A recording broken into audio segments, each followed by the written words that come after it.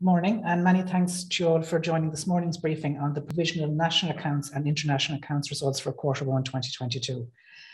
We'll take questions this morning at the end of the presentations on the results, and can I ask people to use the Q&A function for further questions.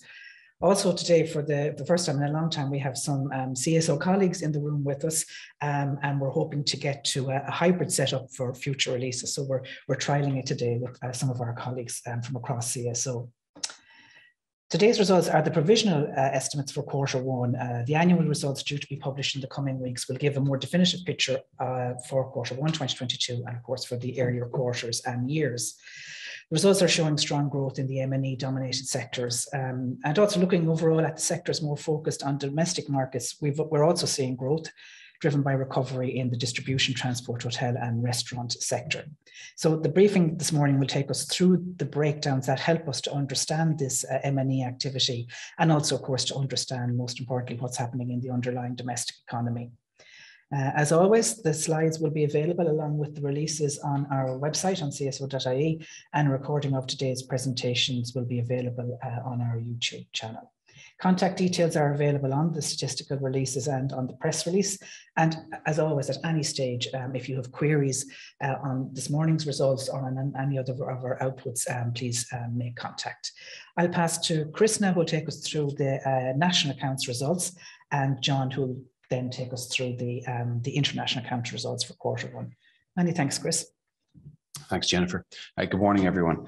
I have the Q1 provisional results for the national accounts, Q1 2022. This is a provisional set of results because we have yet to do our rebase of the annual data. So we'll come back in a number of weeks' time with a final result for Q1 and the new annual series that that's based on. What we do have for you today is a set of headlines to give us a rebound in GDP. Mainly because of the regrowth in the M&E data from industry in particular. And if we look at our two different methods of measuring GDP by producer and by expenditure, we look across the sectors. On the top, we see that industry, the growth again in industry of nearly 15% in the quarter is what's giving us the overall headline of GDP up 10.8%. We've also got strong growth in the information and communication sector, up 4.3%. As well as a domestic sector, distribution, transport, hotels and restaurants, up 11.9%. Fall in construction of 3.7% is notable among the sectors. You'll see that maybe from one of the CSO's more high frequency publications that came out on Wednesday, the Building Construction Index. On the expenditure side of the accounts, we see consumption, personal consumption expenditure down 0.7%. Along with government expenditure down 0.4%. Investment and net exports are a little harder to interpret, but the main message there on the international side of the expenditure method is that net exports are back up, matching that growth we see in industry on the other side of the account. So the two methods there give us our GDP result of 10.8%. When we take out the profits associated with all that multinational activity, we come down to GNP, gross national product, and that's down 0.4%. So we've large profit outflows in the quarter, giving us a negative GNP result of 0.4%. And then taking out the full extent of that globalization activity, we come up with our modified measure, MDD, modified domestic demand, and that's down 0.1%, very similar to the PCE measure. If we look across time at the GDP, the headline figure, seasonally adjusted, we see that rebound in GDP from what we saw at the fall of the blue bar there on the far right last quarter, and the growth again in GDP this quarter. And that's all related to that M&E activity in industry. Looking at a set of available European peers at this stage for the seasonally adjusted Q1 and Q4 result, that 10.8% does stand out on the far right-hand side, more than twice the next closest European country in the data. If we look in a little bit more detail at the sectors, most of these are discussed from the infographic, with the big industry sector, that blue part of the bar chart on the left-hand side, the big industry sector growing 15%, as well as the second biggest information and communications growing 4.3%. Some of the other sectors are here that you perhaps didn't see in the infographic. So real estate activities is up 2.4%, Agriculture, forestry and fishing is up 5.5. Arts and engineering is down 1.6%. So a mix of different results across the sectors, but I guess the main message is the big one, the big M&E dominated sector, industry, and that's up 15%. If we look at the data across time, again, you can go onto our website and toggle on and off the series that you're interested in. And the ones we tend to focus on here is to pick out the two big M&E sectors, industry and information communication, with continued growth in both of those. You can see it's that rebound in the green line at the top, the industry data. It's given us the overall result while we have a steady rise in the ICT data. That's quite a accepted pattern, I guess. We see it across a number of years in the ICT data. While the two domestic facing sectors, distribution, transport, hotels and restaurants, as well as construction, are at about the Q1 2019 level, very close to that index of 100 on Q1 2019. If we look at some of the CSO's monthly data, the high frequency data for industrial production, that can help explain the industry result. The resumption of growth we see there in the modern sector, the green line, is coming back from that fall we saw in October. So the fall in October really is what gave us the lower set of Q4 numbers, and then the growth again back into Q1 2020. Similarly, if we look at services, on the monthly services index, we can see the growth here across perhaps the retail, trade, transport, and accommodation.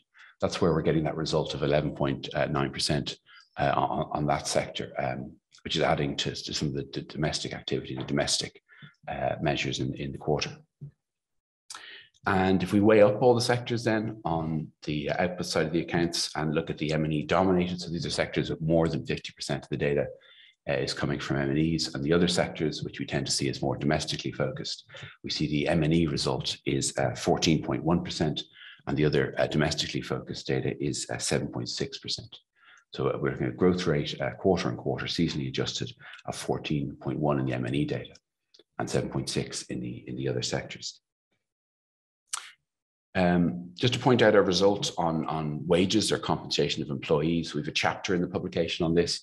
This is at current prices, so it's not taking price effects into account, but it's the wage bill, the monetary amount spent on wages in the economy, and we see that's up 2.4% quarter on quarter, seasonally adjusted.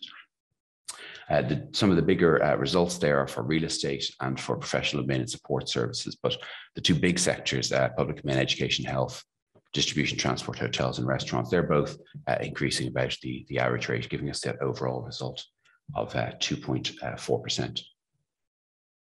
On the expenditure side of the accounts, where we look at all the amount spent in the economy, let's look at consumption of individuals, consumption of government, net investment, and then exports, the net exports and how they affect the economy. That gives us the overall GDP growth rate of 10.8%, the black line.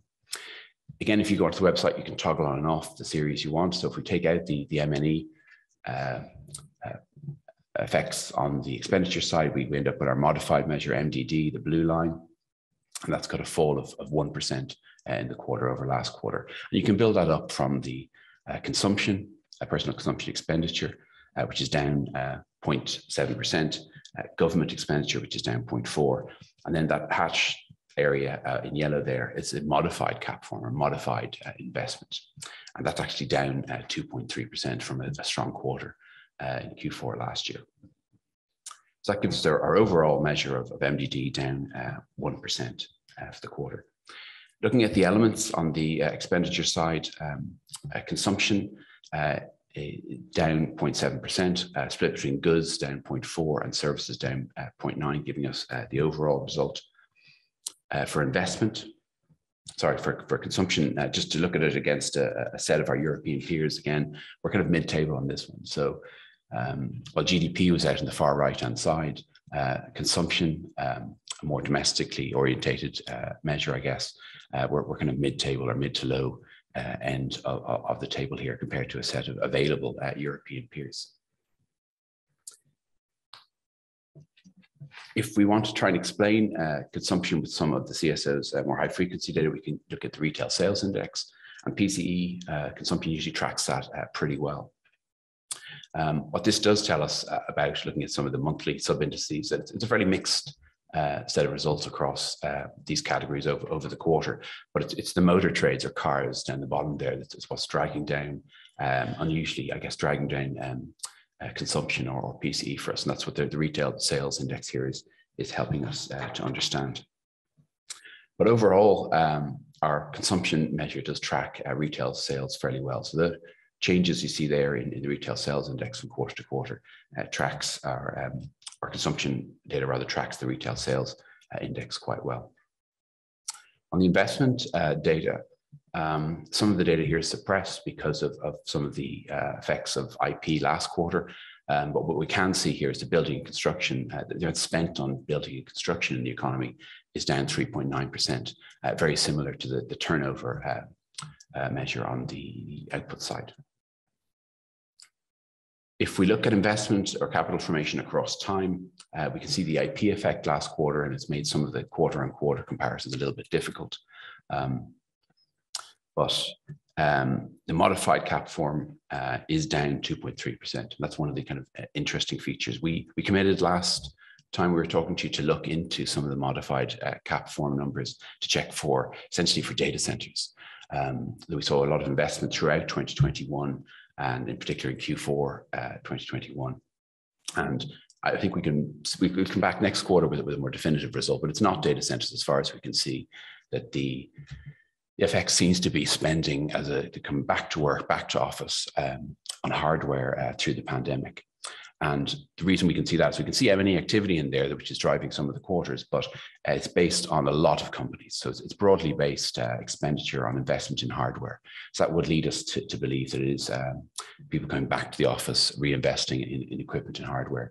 And that's a pattern we see in the modified cap form data throughout the quarters of 2021 and now to Q1 22. The final item on the expenditure side is net exports, and it really is the improvement in net exports quarter on quarter that's given us the overall result. The fall in imports to services was the lower IP, but we've also got the increase in exports of goods and services as well. But I'll leave my colleague John to explain the detail on those in the balance of payments. So if we sum together the expenditure side and look at the modified data versus the M&E net exports, we can see that the 10.8% growth rate when decomposed into the two is virtually all the M&E side, the net exports that are driving the 10.8% growth rate. So, but our modified domestic demand measure is down 0.1%. Then to transition from GDP to GNP, we're looking at a very large profit or net factor income outflow of nearly 35 billion in the quarter, bringing down that large upward GDP growth rate to a GNP rate of minus 0.4%. Again, I'll leave the profits outflows to John to explain to you in the balance of payments. So that's all the latest data we have for you, quarter on quarter, seasonally adjusted.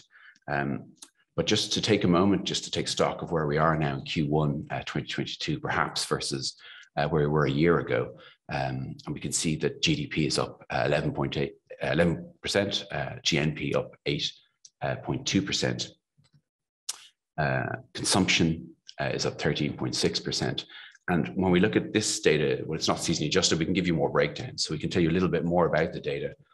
And we can see that that 13.6% is mainly driven by services, the return to foreign travel and public transport, while the goods side is held back a little bit by a reduction in spending on cars. Similarly, on the investment side of the data, looking again year on year, it's up 9%, 9.1%. And we can see the building and construction data is up 25%, mainly driven by investment in new dwellings.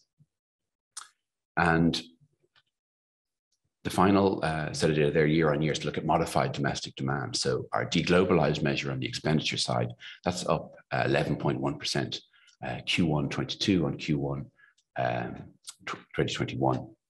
If you're interested on the pre-pandemic quarter, Q1 2020, we're up 5.7% on the pre-pandemic Q1 2020. We thought it'd be useful just to tell you a little bit about prices this quarter. We're all talking about volatile prices in the last couple of months, both from the pandemic and what's going on internationally. And typically we haven't, in the last 15 years, we haven't tried to talk too much about deflation and prices, but it's a really big factor now. And it's important to stress that in the national accounts results, we take price effects out. So we look at the monetary amount spent on things, we take out price effects, and we show you volume measures. And that's what you're used to dealing with in terms of real GDP and real consumption. So two of the examples here, just to illustrate that, is the Gdp deflator on the left-hand side. So in money terms, GDP is up 16%, and we take the price effects out. We have GDP in constant prices year on year up 11%. And we calculate the deflator directly from the data there, we get a deflator of 4.5%. And the GDP deflator can be quite large at various different times because of M&E activity, exchange rates. But for consumption, the amount we spent on goods and services by residents in Ireland, that's up 21% year on year. But we're used to looking at the CPI for that, what's going on with our prices in Ireland. And when we take price effects out, that's where we get the consumption growth rate of 13.6%. That's the one I explained a couple of slides ago, how cars are holding it down. And the implied deflator calculated directly from the consumption data there is 6.6%, very similar to the consumer price index, where we're getting a change there of Q1 22 on Q1 2021 of 5.8%. So I guess the message here is that prices are important. We do take care of them when we're looking at the data in the national accounts to give you a volume measure. But we perhaps talk more and more about prices over the next couple of quarters as it affects the data. You could be looking at this data and go, look, we're seeing an increase in wages and I'm seeing some decreases in consumption. Is that leading to more savings in the economy? So that's one question that kind of came up, that we do have a release, a new publication next week on Thursday, the 9th of June on savings. So you might keep an eye out for that, and it might tie together some of the features you're seeing here today in the Q&A. So to finish up, a summary, the GDP data is back up again this quarter because of M&E activity at 10.8%. We look down through the output method and we see it's industry driving that up 15%, information and communications up 4.3%, and then a more domestic focused sector, distribution, transport, hotels and restaurants, is up 11.9%, while construction is down 3.7%. Tying together all the sectors on the output side, we see the M&E dominated sectors are up 14.1%, while the other sectors are up 7.6%. On the expenditure side of the accounts, we see consumption and government expenditure down marginally. Net exports are back up again, matching the industry result on the other side. And then the modified measure on the expenditure side, modified domestic demand, taking out the effects of IP and of aircraft, that's down 0.1%, very similar again to consumption. Then taking out the profits of multinationals and net factor outflows at nearly 35 billion in the quarter, that pulls back down the size of the economy with the GNP measure, and that's down 0.4%. At this point, I'll hand over to my colleague, John Sheridan, for the balance of payments. Thank you, Chris. So now I'd like to take you through the international accounts for Q1 2022. So we'll start with our infographic, which gives a good summary of the results. So we can see goods exports of 78 billion euros and goods imports of 31 billion, giving us our balance of 47.8 billion. Our services exports of 77 billion and services imports of 72 billion, giving us our balance of 5.5 billion. And our income inflows of 34 billion and outflows of 70 billion, giving us our net income outflow of 36 billion.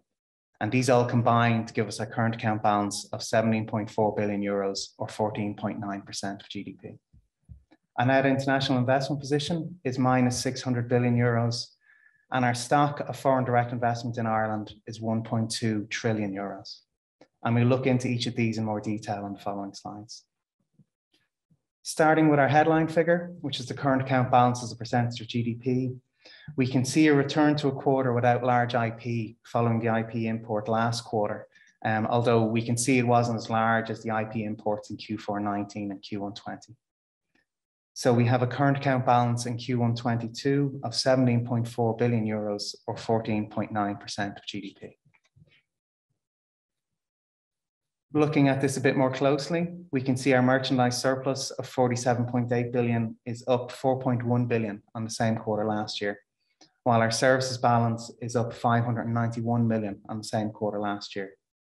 And our net income outflow has increased by 6.4 billion to 36 billion this quarter. And these all combine to give us a current account balance of 17.4 billion, which is down 1.7 billion on the same quarter last year. Looking at these contributions to the balance over time, we can see the quarters with large negative services balance in Q4 19 and Q1 20. And similarly, we can see the negative services balance in Q4 21 due to the IP imports. This quarter, our services balance is back to a level more like the other quarters without IP. So comparing to last quarter, our merchandise surplus has increased by 6.5 billion euros. Our services surplus has increased by 21.4 billion euros, largely driven by the difference in IP imports between the two quarters. And our outflows, our profit outflows have increased by 12 billion euros compared to last quarter. And these all combine to give us a current account balance that's increased by 15.9 billion euros on last quarter. Looking at these a bit more closely, we can see that our merchandise exports have increased by 9.7 billion euros on the same quarter last year, while our imports have increased by 5.5 billion euros on the same quarter last year. On the services side, the exports have increased by 15.2 billion euros on the same quarter last year, and imports have increased by 14.6 billion euros on the same quarter last year. Looking at our primary income inflows, they've increased by 2.3 billion on the same quarter last year, while the outflows are up 9.1 billion on the same quarter last year. Looking at the part of these that's made of direct investment, profit and interest, the inflows here have decreased by 1.6 billion on the same quarter last year, while the outflows have increased by 5.7 billion on the same quarter last year. And the rest of the change in the overall primary income is driven by portfolio investments. Looking at our goods, exports and imports, we can see that our Q1 goods exports are up compared to last quarter and up compared to last year, while our goods imports are slightly down compared to last quarter, but up compared to last year. And looking at how these break out into international trade, goods for processing and other, we can see that our international trade exports are up strongly compared to last quarter, up 8.9 billion, and are also up strongly compared to last year, while our goods for processing exports are down compared to last quarter quite strongly and down compared to last year. Our merchanting, which is a net export, is up compared to last quarter and last year. Looking at the import side, we can see that for international trade and goods for processing, they're down slightly compared to last quarter, while for international trade, imports are up 7.4 billion on last year, while goods for processing imports are down 2.4 billion on the same quarter last year. Looking at our services a bit more closely, we can see that our overall service exports have increased by 15.2 billion on the same quarter last year. And this is largely driven by the 9.1 billion increase in computer services and the 4.4 billion increase in business services. And within the business services, we can see decreases in operational leasing exports of 198 million. Tourism services have increased by 140 million and transport services have increased by 810 million. So while they are increasing, they are continuing the lower levels seen during COVID. Looking at the service imports, we can see an overall increase of 14.6 billion compared to the same quarter last year, mostly made up of the royalty increase of 6.4 billion euros. Business services have increased by 5.6 billion, and within that, R&D has increased by 1.8 billion. Looking a bit more closely at our royalty imports, we can see here the blue line gives us the total royalty imports, while the green bar gives the amount of royalty imports related to the pharma sector. And most of the difference is related to the ICT sector. So for pharma, we can see a decrease compared to last quarter and an increase compared to last year. And on the overall levels, we can see the same with a quarterly decrease and an annual increase. On the graph, we can see the fluctuation in royalty imports last year in Q3 and Q4. This year, we're seeing a similar effect with increased royalty imports in Q4, followed by a lower level in Q1. And this decrease in imports compared to last quarter is contributing to the decreased imports mentioned by Chris in the national accounts, with another large contributor to this being the difference in IP imports between this quarter and last quarter. Looking at our direct investment income, we see inflows this quarter of 8.7 billion euros, which is down 1.6 billion on the same quarter last year. And we see outflows of 42.2 billion euros, which is up 5.6 billion euros on last year. And these combine to give us an increase in net direct investment income outflow of 7.1 billion euro compared to last year. Looking at this quarter compared to last quarter, we can see that inflows are down 1.8 billion, while outflows are up 11.1 billion. And these combine to give us an increase in net direct investment income outflow of 12.9 billion euros compared to last quarter, giving us our net outflows of 33.5 billion euros. Looking a bit more closely at how these income flows break out, we can see that our income on debt and reinvested earnings are fairly stable this quarter, and that the increase is being driven by increases in dividends outflows. Having a look at this broken down by sector, we can see quarter on quarter that there's a large increase in the manufacturing sector, which has increased by 11.6 billion euros, while there's been a small increase in the information and communication sector, which is up 183 million euros. So we can see that the increase in the quarter is almost completely due to the manufacturing sector. Looking at it compared to the same quarter last year, we can see an increase in the manufacturing sector of 5.6 billion euros and a decrease in the information and communication sector of 1.2 billion euros.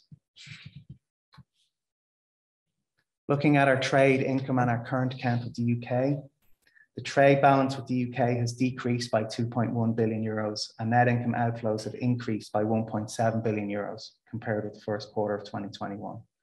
And the result is a current account deficit of 367 million euros in the first quarter of 2022, which is down 3.8 billion from the surplus of 3.4 billion in the first quarter of 2021.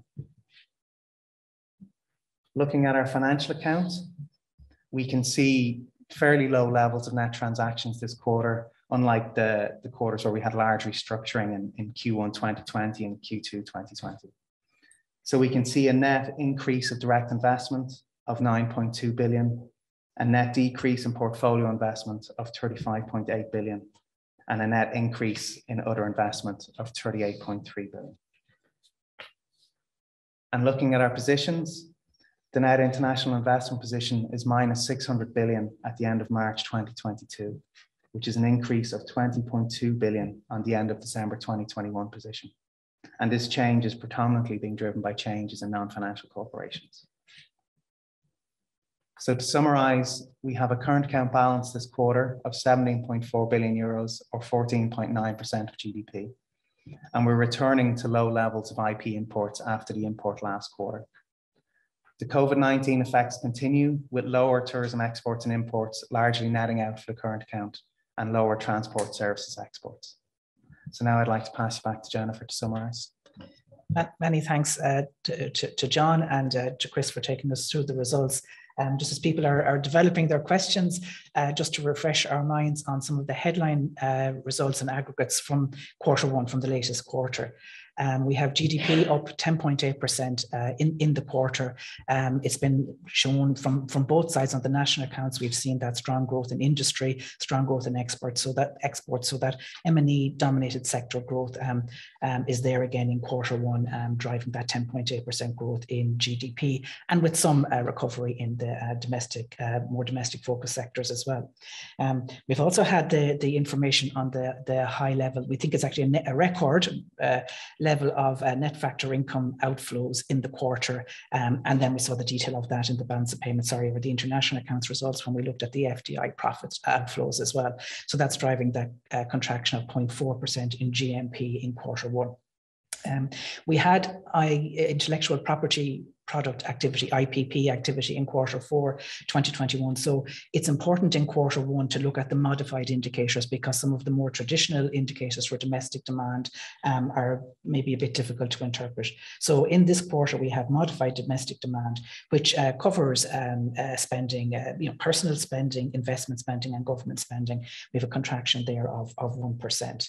And then drilling right down to the, I suppose, the fundamental part of the accounts, personal consumption and expenditure, which is what we all spend on goods and services, that's seen a contraction of 0.7% in the quarter. Okay, many thanks for that. As I say, we have colleagues in the room today, so we have opportunities for questions from the floor or through the question and answer function.